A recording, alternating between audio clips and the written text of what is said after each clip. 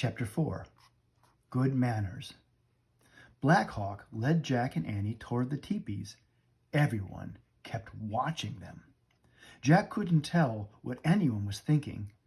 No one looked angry, but no one looked happy either. Jack wondered how to appear brave. He glanced at Annie. She walked tall and straight. Her chin was up. Her face was calm. Jack straightened his shoulders. He lifted his chin. He felt braver. Black Hawk stopped and slid off his pony. The pony headed for the grazing pasture. Then Black Hawk led them to a teepee. It was covered with buffalo designs. "Grandmother is inside," Black Hawk said to Jack and Annie. Inside the teepee looked small and round room. A fire burned in the center. Smoke rose through a hole at the top. An old woman sat on animal skins. She was sewing beads onto a moccasin. She looked up at Jack and Annie. "Grandmother," said Black Hawk, "this is Jack and Annie from Frog Creek, Pennsylvania." Jack and Annie both held up 2 fingers for friend. Grandmother raised 2 fingers also. Then Jack took off his coonskin cap. He gave it to Grandmother. She put the cap on her head, then laughed. Jack and Annie laughed too.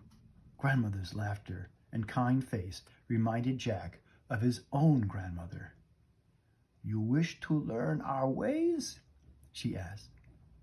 Jack and Annie nodded. Jack could tell she was wise. Grandmother stood and left the teepee. They followed her. Outside, everyone was busy again. They all seemed to know that Jack and Annie weren't enemies. Jack looked around the camp. Men and boys carved bows. Women and girls pounded meat and sewed clothes. One girl was adding claws to a buckskin shirt. "The bear claws will give her strength of bear," said the grandmother.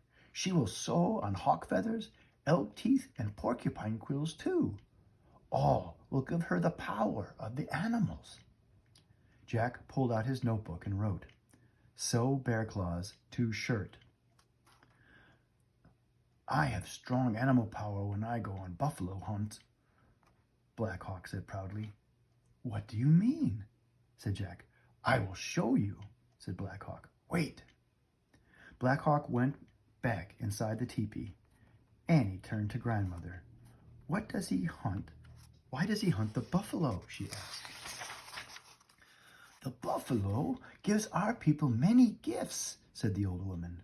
"Food from his body, teepees from his skin, tools from his bones." Jack started making a list. "Cups from his horns," Grandmother went on. "Ropes from his hair, even winter sleds from his ribs." Jack finished his list. Buffalo, skin, teepee, bones, tools, horns, cups, hair, ropes, ribs, sleds. "That reminds me of the seal hunter in the Arctic," said Annie. "He used all the gifts from the seal's body. He didn't waste a thing." Just then, Teddy began growling and barking. Jack and Annie turned around. They both gasped.